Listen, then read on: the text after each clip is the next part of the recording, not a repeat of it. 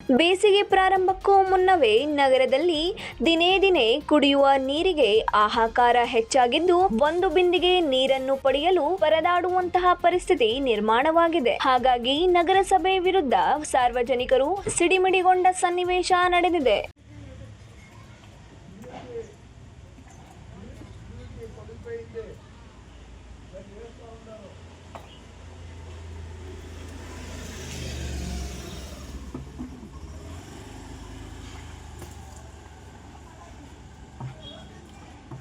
ಹೌದು, ತಿಪಟೂರು ನಗರದ ಗಾಂಧಿನಗರ ರಂಗಾಪುರ ರಸ್ತೆಯ ಲಕ್ಷ್ಮೀ ಟಾಕೀಸ್ ಪಕ್ಕದ ರಸ್ತೆಗಳಲ್ಲಿ ದಿನ ಬೆಳಗ್ಗೆ ಎದ್ದರೆ ಸಾಕು ಒಂದು ಬಿಂದಿಗೆ ನೀರಿಗೋಸ್ಕರ ಕುಟುಂಬಗಳ ನಡುವೆ ಜಗಳ ನಡೆಯುತ್ತಿರುವುದು ಸರ್ವೇ ಸಾಮಾನ್ಯವಾಗಿದೆ. ವಾರಕ್ಕೊಮ್ಮೆ ನಗರಸಭೆ ವತಿಯಿಂದ ನೀರು ಬಿಡುತ್ತಿದ್ದು ಈ ನೀರು ಯಾವುದಕ್ಕೂ ಕೂಡ ಸಾಕಾಗುತ್ತಿಲ್ಲ.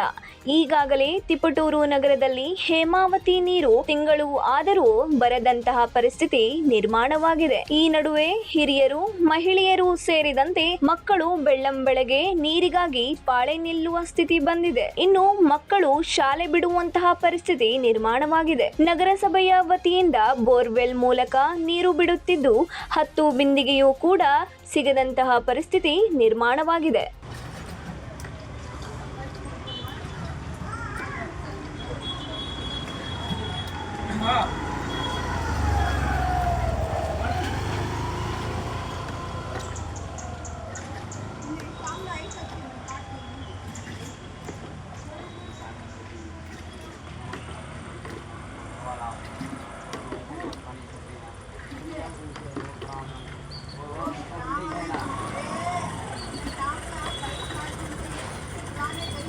ಈ ವೇಳೆ ಮಾತನಾಡಿದ ರಾಮದಾಸ್ ಕುಟುಂಬ, ಪ್ರತಿನಿತ್ಯ ಇದೇ ಪರಿಸ್ಥಿತಿ ನಿರ್ಮಾಣವಾಗಿದೆ. ನಾವು ವಯಸ್ಸಾದವರು, ಯಾವುದೇ ಕಾರಣಕ್ಕೂ ಹೊರಗಡೆಯಿಂದ ನೀರು ತರಲು ಸಾಧ್ಯವಾಗದೆ ಇಲ್ಲೇ ಬರುವಂತಹ ನೀರನ್ನು ಹಿಡಿದು ಸಂಸಾರವನ್ನು ದೂಡಬೇಕಾದಂತಹ ಪರಿಸ್ಥಿತಿ ನಿರ್ಮಾಣವಾಗಿದೆ.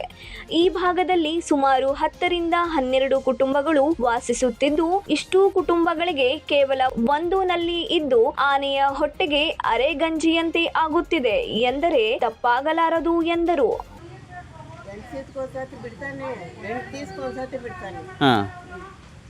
ಚಿಕ್ಕವರು ಚಿಕ್ತು ಇಲ್ಲಿದ್ರೆ ಇಲ್ಲ, ಮತ್ತೇನು ಮಾಡಲ್ಲ.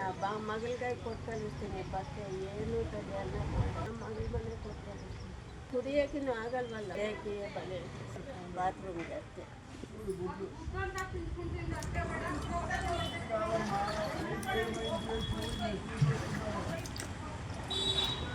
ಒಟ್ಟಾರೆ ಕೂಡಲೇ ನಗರಸಭೆ ತಮಗೊಂದು ಶಾಶ್ವತ ನೀರಿನ ವ್ಯವಸ್ಥೆಯನ್ನು ಕಲ್ಪಿಸಿ, ಇಲ್ಲವಾದಲ್ಲಿ ನಗರಸಭೆ ಮುಂದೆ ಸಾರ್ವಜನಿಕರು ಖಾಲಿ ಬಿಂದಿಗೆಗಳ ಪ್ರತಿಭಟನೆ ಹಮ್ಮಿಕೊಳ್ಳಲಾಗುವುದು ಎಂದು ನಗರಸಭೆಗೆ ಎಚ್ಚರಿಸಿದರು. ಮಂಜು ಗುರುಗದಹಳ್ಳಿ, 9 ಲೈವ್ ನ್ಯೂಸ್, ತಿಪಟೂರು.